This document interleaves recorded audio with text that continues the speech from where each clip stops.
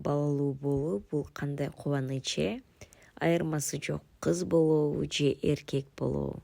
Албетте баланын жынысы сөзсүз түрдө биринчиден Аллахтан.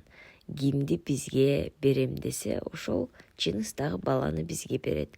Бирок ошентсе дагы биздин дарыгерлер арасында бир теория бар. А дегенде биз түшүнүп алышыбыз керек.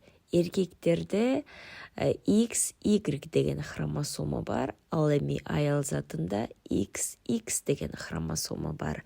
Ошондо эки тараптан бирден хромосома алып, ортодо бала жаралат. Демек, болочок баланын жынысы эркектерге көз каранды, демек атасына көз каранды болот.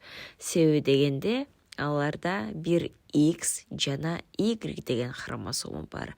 X хромосома бул деген кыз деп түшүнсөңүздөр болот. Бул акырын шашпай кыймылдайт, бирок узунураак жашайт. Ошондуктан эгер овуляция деп коет, башкача айтканда менструация келгенге 4 күн калганда жыныстык байланыш болсо, ошондо кыз болушу ыктымал.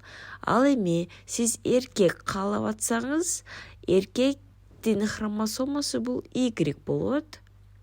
Жана ал деген абдан кыймылдайт, бирок аз күн жашайт. Ошондуктан айтышат, 2-1 күн калганда менструацияга чейин ошондо жыныстык байланыш болсо, анда эркек бала болушу ыктымал деген теория бар.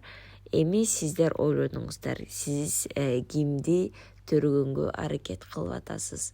Кызбы же эркекпи?